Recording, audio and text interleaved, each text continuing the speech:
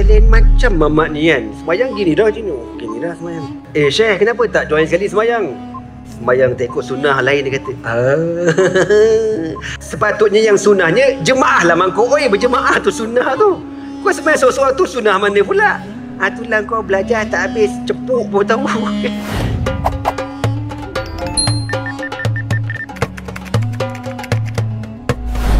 Qala Rasulullah sallallahu alaihi wasallam, Inna lillahi tis'atan wa tis'ina isman man ahsaha dakhala jannah. Sabda Rasulullah sallallahu alaihi wasallam, sesungguhnya bagi Allah Subhanahu wa taala itu ada 99 nama. Man ahsaha dakhala jannah.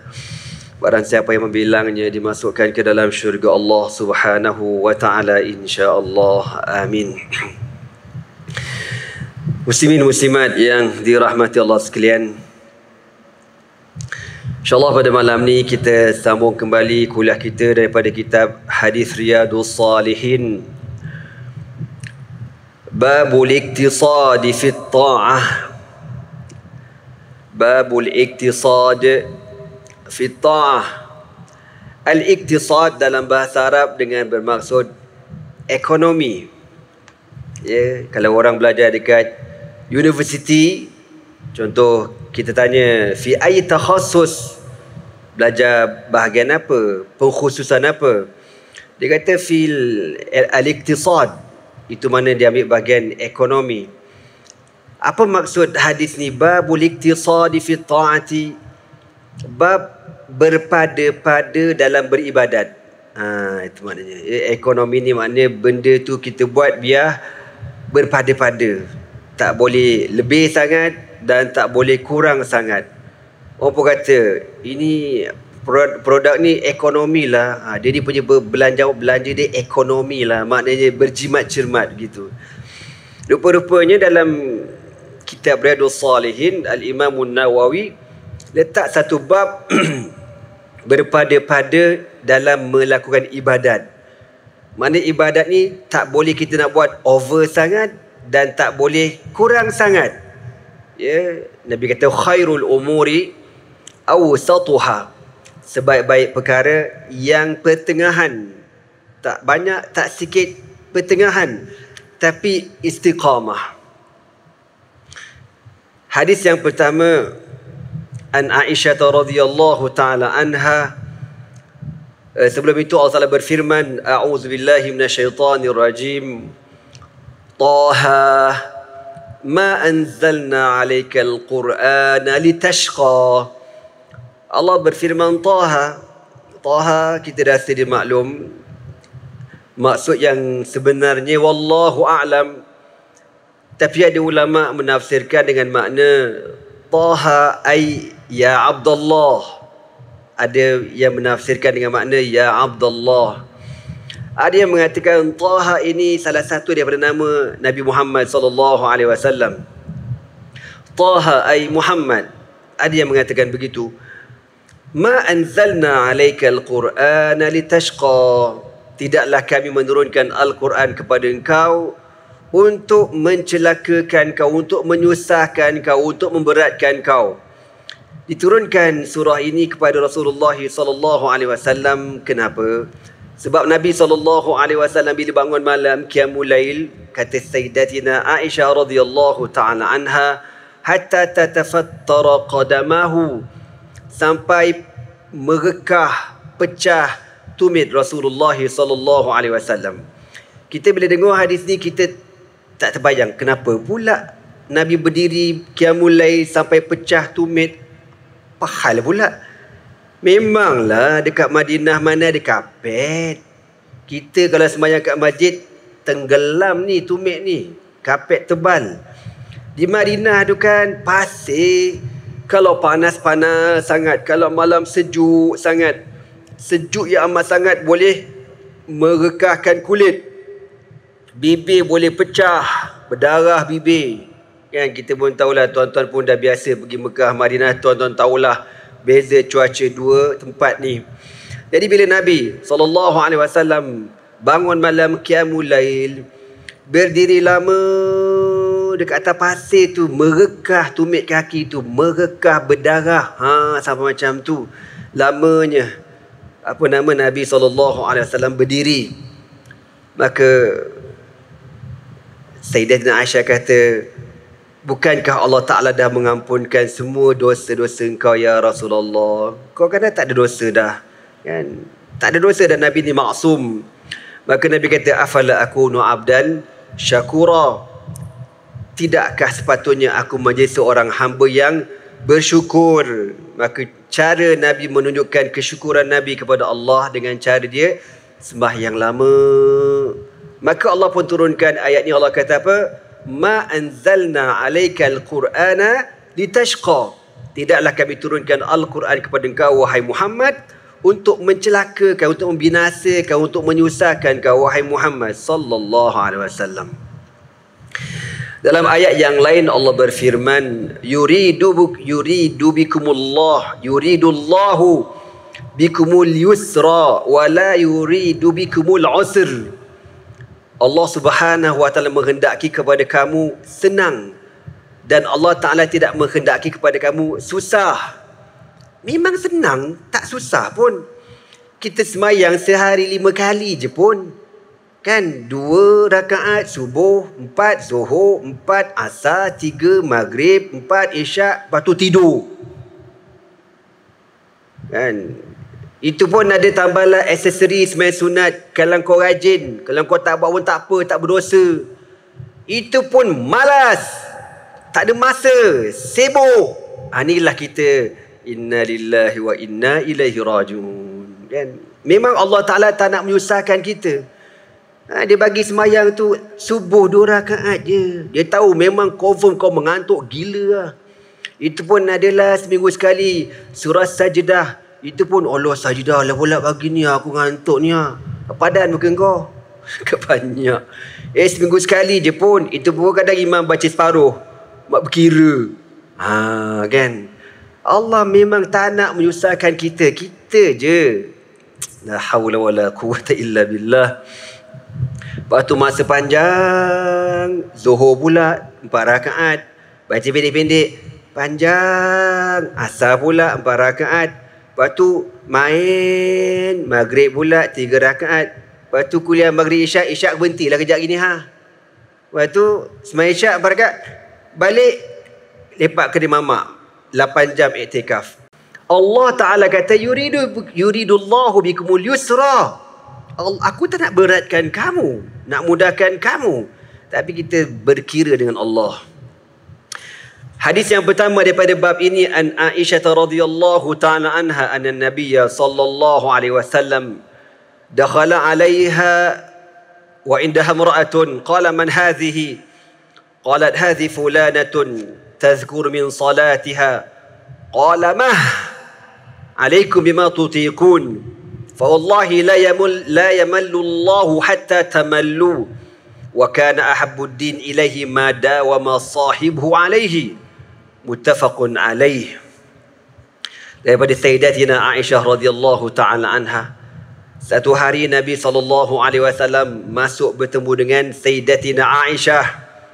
Sebagai mengulang kaji sedikit, Sayyidatina Aisyah radhiyallahu ta'ala anha merupakan isteri Nabi yang ketiga. Yang ketiga. Yang pertama Khadijah. Yang kedua Saudah bintu Zam'ah. Yang ketiga Aisyah. Keempat Hafsah dan seterusnya. Satu hari Nabi SAW masuk bertemu dengan Sayyidatina Aisyah. Wa indaha imra'ah. Tengok-tengok dekat Sayyidatina Aisyah ada seorang perempuan. Nabi tanya, man hadhihi? Siapa perempuan ni? Sayyidatina Aisyah kata, hadhihi fulanatun. Disebut nama perempuan ni, nama dia si fulan bin si fulan, tazkuru min salatiha. Lalu Aisyah pun cerita yang perempuan ini kuat ibadat, kuat sembahyang, lepas sembahyang, sembahyang lepas sembahyang, sembahyang lepas sembahyang, sembahyang lepas sembahyang, sembahyang. Nabi kata mah kalimatu nahyin wa zajrin, dengan makna Nabi kata cukup.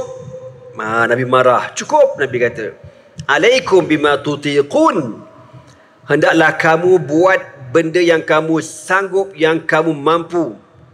Fa wallahi, demi Allah, la yamallu Allahu hatta tamallu. Allah Subhanahu wa taala. Okey.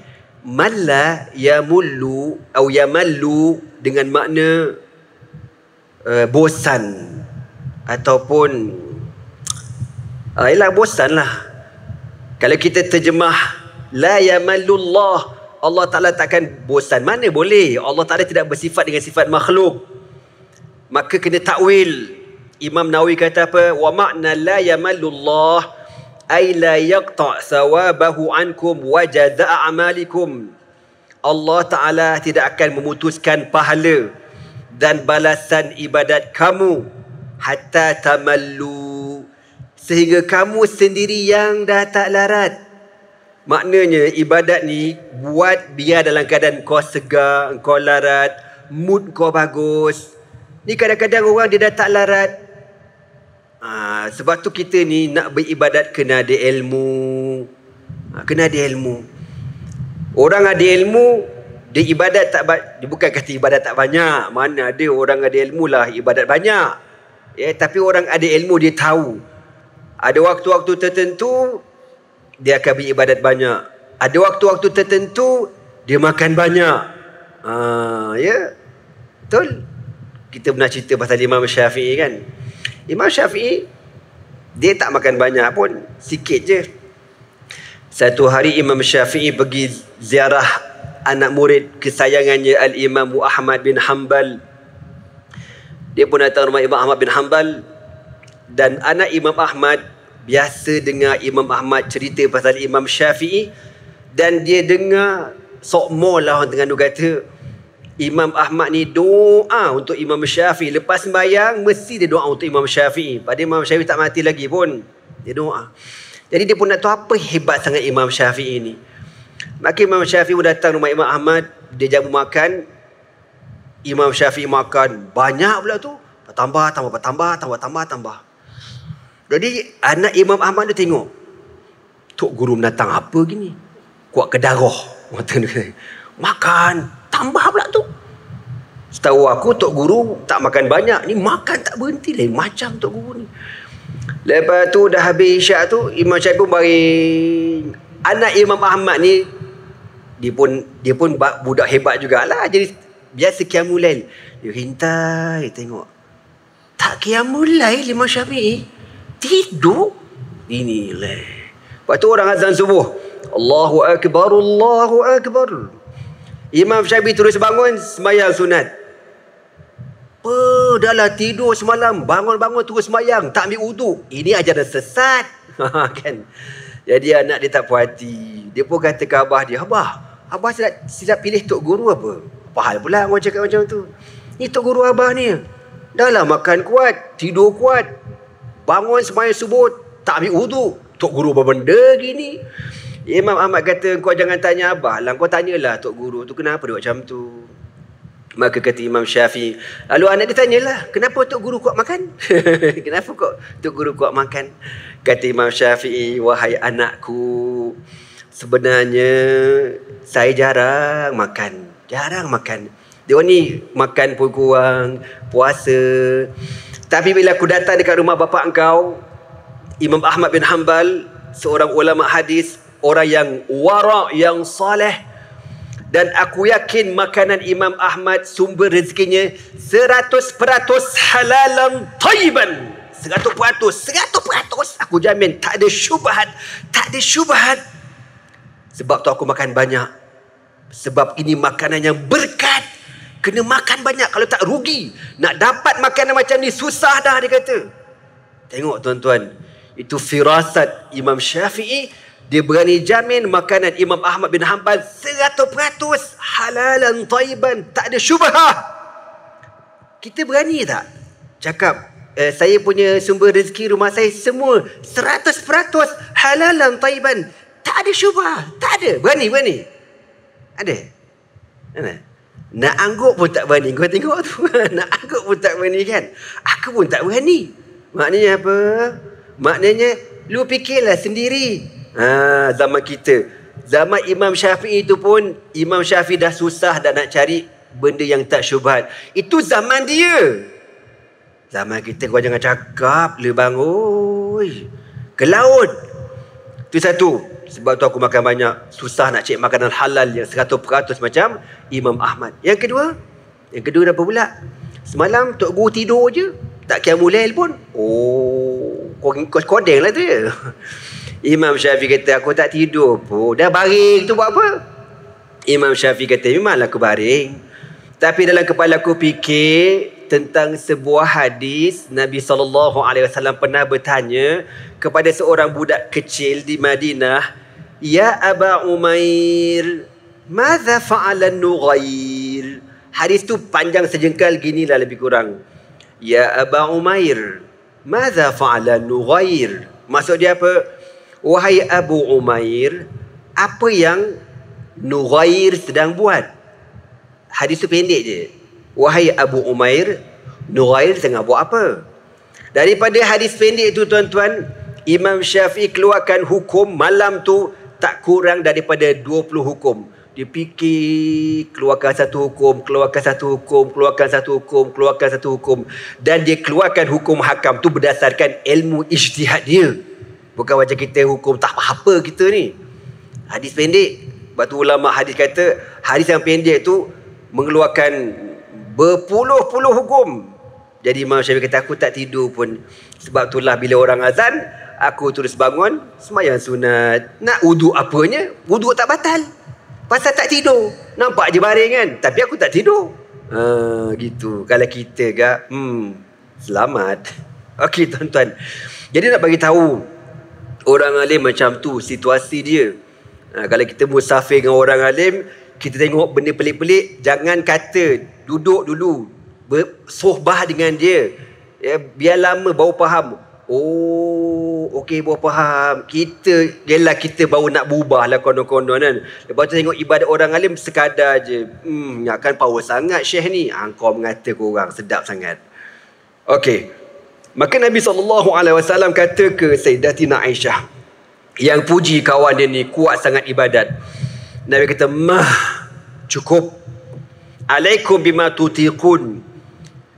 Beribadatlah engkau dengan kemampuan kau sekadar saja. Fawallahi, demi Allah, Allah Ta'ala tidak akan memutuskan pahala balasan baik kepada hamba ini sehingga dia sendiri jemu, dia sendiri dah tak larat dah. Jadi nak buat ibadat tu dalam keadaan kau segar, kau fresh, kau larat dan kau faham apa kau baca.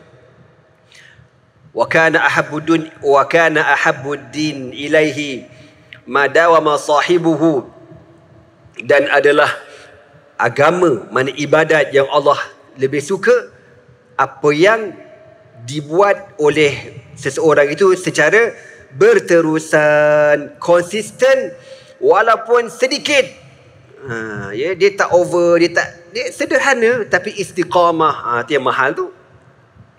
Okey, itu satu. Yang kedua, wa an Anas radhiyallahu ta'ala anhu qala jaa thalathatu rahtin ila buyuti azwajin nabi sallallahu alaihi wasallam yas'aluna an ibadati nabi sallallahu alaihi wasallam falamma ukhbiru ka'annahum taqalluha wa qalu أين نحن من النبي صلى الله عليه وسلم قد غفر له ما تقدم من ذنبه وما تأخر قال أحدهم أما أنا فأصلي الليل أبدا وقال الآخر وأنا أصوم الدهر ولا أفطر وقال الآخر وأنا أعتزل النساء فلا أتزوج أبدا فجاء رسول الله صلى الله عليه وسلم إليهم فقال أنتم الذي قلتم كذا وكذا أما والله إني لأخشاكم لله وأتقاكم له لكني أصوم وأفطر وأصلي وأرقد وأتزوج النساء فمن رغب عن سنتي فليس مني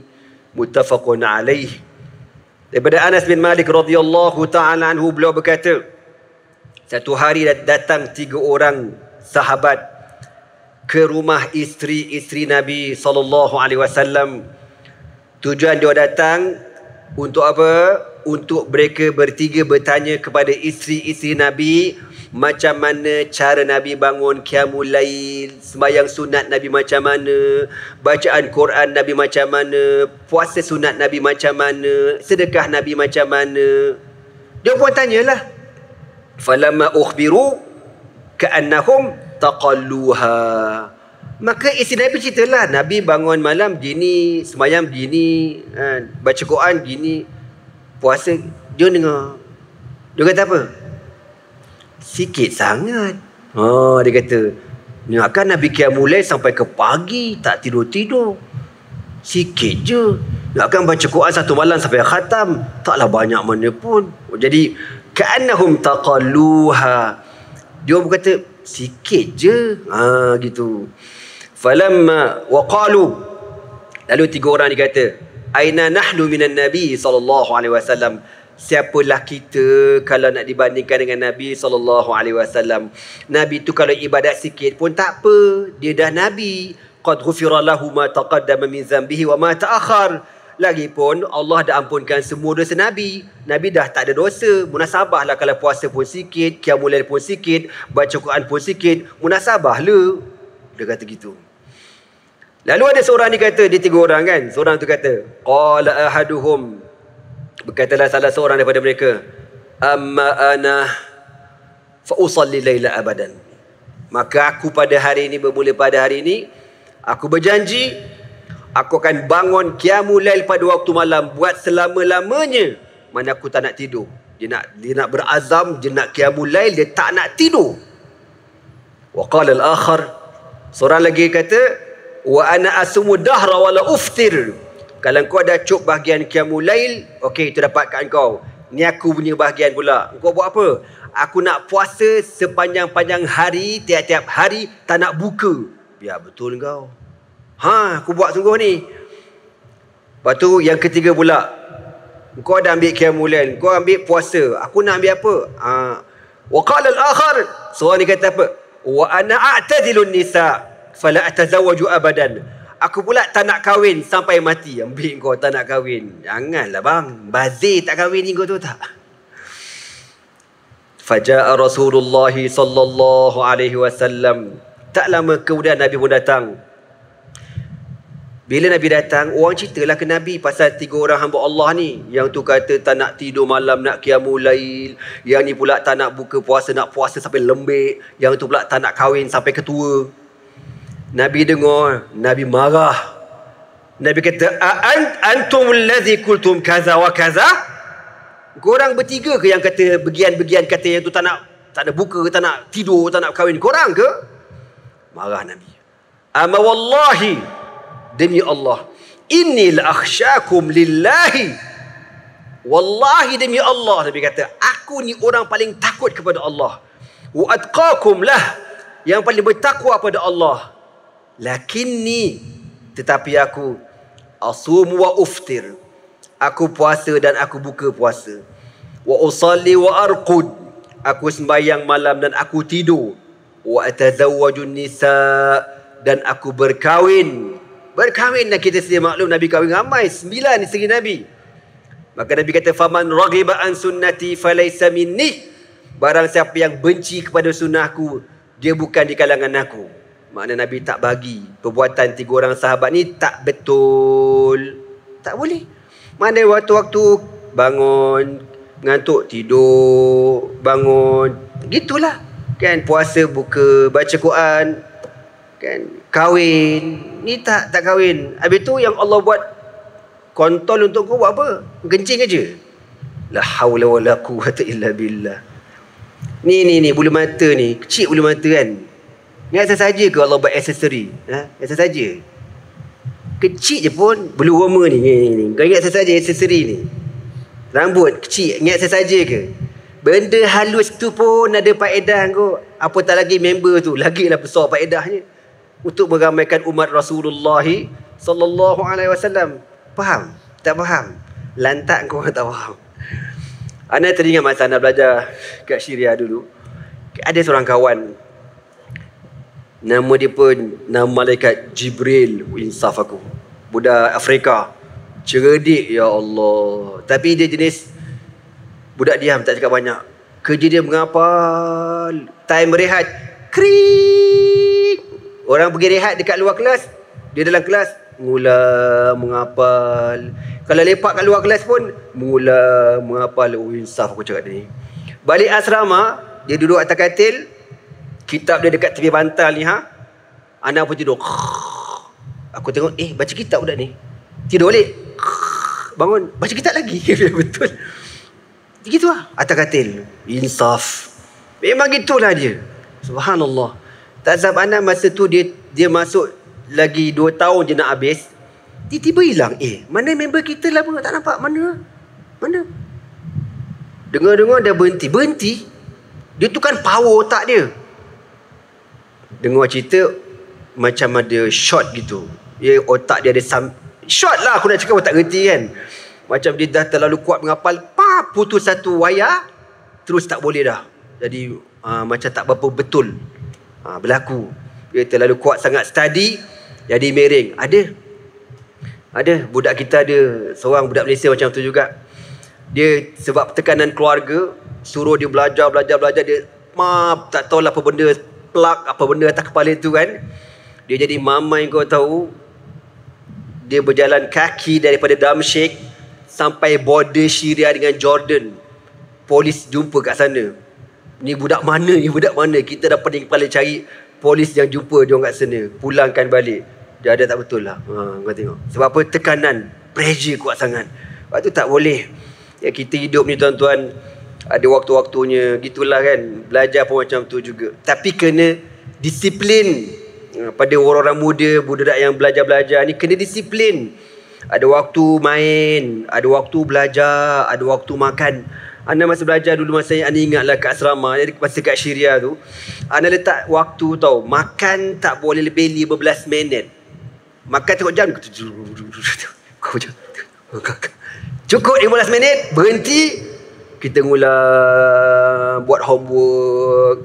Dia tak boleh, dia kalau lebih 15 minit, nanti tak cukup masa nak mengulang kaji, subjek banyak, kena ngapal hari-hari, tak boleh. Memang 15 minit je untuk makan. Kau faham lah 15 minit tu makan apa? Kau ingat makan siakap sweet sour apa? Siakap sweet sour sejam bang oi. Kan? 15 minit roti dengan telur ngangok terladak habis settle. Gitu. Okey. Itu berkenaan dengan 3 orang sahabat yang dianggap, dia ingat cara Nabi tu untuk Nabi seorang aja. Kita tak boleh macam tu. Kita kena lebih daripada Nabi SAW. Qal wa an ibn Mas'ud radhiyallahu ta'ala anhu anna Nabiy sallallahu alaihi wasallam qala halakal mutanatti'un qalaha thalathan. Daripada Sayyidina Abdullah bin Mas'ud radhiyallahu ta'ala anhu, Rasulullah sallallahu alaihi wasallam bersabda, Nabi kata apa? Halakal mutanatti'un, binasalah orang yang mutanatti'un, muta'ammikun mutashaddidun fi ghairi mawdi'i tashdid. Orang yang terlalu mendalami, orang yang terlalu tashaddud. Kata macam mana? Apa? Strict sangat orang ni. Ni tak boleh, ni tak boleh, ni tak boleh, ni tak boleh. Wahabi lah gitu. Bid'ah. Lantas buat hari Halloween dekat Riyadh, ambil kau bapak sekali bid'ah. Maulid Nabi tak boleh, bid'ah. Tu dia akan jadi macam tu. Engkau bila kau ketat, kau kau nanti akan tak boleh. Kita ni kena sederhana. Sebab tu belajar ni kena lama. Nanti kita akan dapat satu kematangan. Ana pun akui, tuan-tuan pun dah lalui. Masa kita muda dengan masa kita dah berumur ni lain. Kan? Kita punya matang lain. Kita punya cool down tu lain. Dulu masa balik Syria, dulu aku lain macam. Dah lama bila sambung dekat Al-Azhar, makin matang, kita makin matang. Lepas tu bila bergaul dengan orang gini-gini, makin matang. Sebab tu Imam Syafi'i kan, dia punya pendapat kan ada 2, qaul qadim dengan qaul jadid. Qaul qadim, masa Imam Syafi'i dekat Iraq. Pendapat lama dia, ijtihad lama dia. Bila dia pindah ke Mesir, dia tengok Mesir lebih tamadunnya lebih luas, memerlukan kepada ijtihad yang baru, maka keluar pendapat yang baru. Lepas tu dia panggil apa? Qaul qadim dengan qaul jadid. Mana makin matang, makin matang, makin matang. Kalau nak berpolitik pun, politik yang matang, yang matured, bukan jumhur, bukan tak apa-apa lagi aku tak reti. Itu perlu kepada masa, yang kena sabar. Dia tak boleh, kalau tak jadi masalah lah. Macam ada seorang hamba Allah ni, cerita lama lah. Ada member ni, dia artis dan dia nak berubah. Bagus kan, dia seorang artis, seorang gitaris yang terkenal. Dia nak berubah. Alhamdulillah dia berubah. Kalau nak sebut nama dia, Wajibul Gunah, tuan-tuan semua kenal, tak sebut lah. Bila dia berubah tu, berubah ekstrim tuan-tuan. Anda perhati ayat apa halin macam Mamat ni. Satu hari sekali tu kita ada program tau dekat Sabah ke Sarawak, anda lupa. Anda perhatilah dia. Kita semayang Zohor, kita semayang jemaah, dia semayang seorang-seorang. Kata lain macam Mamat ni kan. Semayang gini dah, gini dah semayang. Dia punya suara dah senting, baik punya senting. Lepas tu kangkang pula lain macam. Kata lain macam. Anda pun tanyalah, Syekh kenapa tak join sekali semayang? Dia kata, semayang tak ikut sunnah lain. Dia kata, aku semayang tak ikut sunnah. Oh, kau ikut sunnah. Okey lah tu kan. Maknanya dia berubah tu ekstrim, kau tu tak. Lalas sepatutnya yang sunnahnya jemaah lah mangkuk. Oi, berjemaah tu sunnah tu. Kau semayang seorang-seorang tu sunnah mana pula? Itulah kau belajar tak habis, cepuk pun tahu. Tak boleh. Dia belajar ni makan masa, pelan-pelan. Waktu ada ingat masa kita belajar dulu, kita suka bertanya kat guru-guru tau. Kadang-kadang guru pun tension. Dia kata sabar. Sampai masa nanti kau jumpa bab tu, sabar. Kita ni nak tahu. Sabar, saya kata. Nanti sampai masa kau tahulah bab tu. Memang betul. Anak pengalamannya, dalam kita belajar ilmu nahu, ada satu bab aku memang tak faham. Bab badal. Nama dia bab badal. Badal ba'du min kul, badal istimal, badal ghalat. Lagi badal apa? Badal kul min kul. Aku tak pernah tahu apa ni. Contoh dalam ayat bahasa dia kata, akala Zaidun ar-raghifa sulusahu. Telah memakan Zaid roti 1/3. Ada matematik lah pula. Aku cakap, aku tak faham ni benda. Benda ni, I memang tak faham masa kita belajar dulu. Sedih, Hana pun jadi down lah, tak faham. Ustaz kata sabar. Sampai masa nanti kau faham lah nanti. Sampai masa kau faham. Masa anda belajar tu mungkin tahun 85. 86 tak faham, 87 tak faham, 88, 89, 90, 91, 92, 93, 94, 95 lebih kurang 10 tahun kemudian masa anda dekat Syria, baru aku faham. Oh gini. Lebih kurang 10 tahun kemudian baru anda faham makna badal tu. Maknanya makan masa. Tenang, jangan keras sangat, jangan ekstrim sangat. Nanti kau binasa, Nabi kata. Waktu Nabi tak bagi, kita strict sangat tak boleh. Pelan-pelan.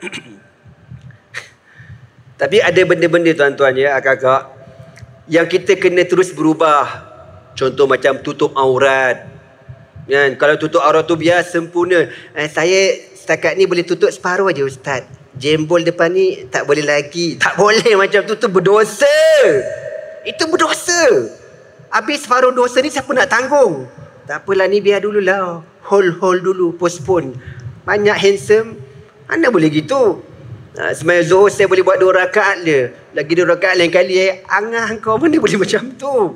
Yang fardu tu, yang haram tu kena tinggal. Contohlah. Jadi maknanya benda tu kalau boleh menerima fleksibel, kita buat. Tak apa, pelan-pelan. Jadi Nabi kata, halakal mutanati'un, binasalah orang yang terlalu berkeras sangat. Tak boleh. Lalang kau akan binasa, Nabi kata. Wa an Abi Hurairah radhiyallahu ta'ala anhu an Nabi sallallahu alaihi wasallam qala, inna dina yusrun walan yushaddad dinu illa ghalabahu fasaddidu wa qaribu wa abshiru wasta'inu bil ghadwati wa rawhati wa syai'in minad duljati. Daripada Abu Hurairah radhiyallahu taala anhu, daripada Rasulullah sallallahu alaihi wasallam bersabda, Nabi kata apa? Inna dina yusrun, agama ini mudah. Walan yushaddad dina, afwan, wala yushaddad dinu illa ghalabahu, ay wala yushaddinu dina ahadun illa ghalabahu. Tidak ada seseorang pun yang terlalu berkeras dalam agama ni kecuali dia akan kalah. Dia akan kalah. Contoh macam tadilah, benda khilaf, ada ulama kata makruh, ada ulama kata sunat, ada ulama kata haram. Ada 3 pendapat. Kau orang, kita boleh terimalah, terimalah. Dia kata tak boleh, aku kata haram. Kau elak lah kau, benda khilaf kau. Tak ada, ikut cakap aku. Mana boleh macam tu? Kan? Dia tak ada, ikut keras kepala dia. La haula wala quwwata illa billah. Mana boleh macam? Kalau ada khilaf ulama, kena raikan. Maka Nabi kata fasaddidu. Nabi SAW kata illa ghalabahu. Orang yang keras sangat ni, last dia sendiri akan lembik tau, dia akan lemah. Contoh ginilah. Dia kata, aku tak kira aku berazam, tiap hari apa keadaan sekalipun aku mesti baca Quran 1 juz. Contohlah, 2 juz mesti, tak kira lah. Sepatut dia kena kata insya-Allah. Kalau boleh 2 juzuk, kalau tak boleh 1, kalau tak boleh separuh, yang penting aku baca. Aku 2 juzuk. Nanti kau bila dia tak boleh buat, dia akan jadi tak larat, tinggal teruslah, ambil kau terus tinggal. Na'udzubillah. Jadi Nabi kata fasaddidu. Apa makna fasaddidu? Fasaddidu bermakna qaribu, makna berpada-pada, dekat-dekatkan, mudah-mudahkan.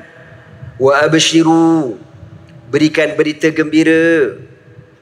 Macam orang baru masuk Islam kan, bila orang baru masuk Islam je, kita cakap benda basic je lah. You jaga sembahyang ya, babi dah tak boleh makan tau, arak tak boleh minum, okey, ada. Yang kata you ingat, you masuk Islam, pertama qiyamul lail jangan tinggal. Ambil kau. Tiap-tiap malam you kena buat tahajud 12 rakaat. Ayamnya susat mah. Kau nak tak nak? Tak nak kafir. Ambil kau. Aneh boleh gitu. Hasan saya. Oh, lagi sikit Bismillah. Okey, lagi 2 minit. Wa qaribu wa abshiru wasta'inu bil ghadwati wa rawhati wa syai'un min ad-duljati. Dan Nabi kata apa? Wasta'inu. Ista'inu mana? Minta tolong, minta bantuan, permudah-mudahkan dengan bil ghadwati wa rawhati, dengan kita beribadat pada awalin nahar, waktu siang dan akhir malam. Makna waktu siang dan malam tu kan luas. Kau pilih mana waktu yang sesuai ibadat. Jangan kau tekan semua, rosak kau nanti. Macam kereta lah kan, kau bawa kereta daripada KL ke Kelantan contoh, kau tekan 140, malah top engine kau tu tak. Jangan, ada waktu kau kena berhenti kat R&R, kau rehat dulu. Ni tak, dia kencing pun tak nak. Sampai kat sana, kena batu karang, ambil kau. Na'udzubillah min zalik. Okeylah tuan-tuan, kita berhenti dulu sampai situ. InsyaAllah panjang umur rezeki. Kita sambung lagi pada pertemuan akan datang, sambungan Al-Iqtisad fil Ibadah, berpada-pada dalam beribadat. Wallahu a'lam. Aku liqauli hadza wa astaghfirullah li wa lakum. Wassalamu alaikum warahmatullahi ta'ala wabarakatuh. Subhanakallah bihamdika asyhadu an la ilaha illa anta astaghfiruka wa atubu ilaih. Bismillahirrahmanirrahim. Wal 'asr innal insana lafi khusr illa alladhina amanu wa 'amilus solihat wa tawassaw bil haqq wa tawassaw bis sabr.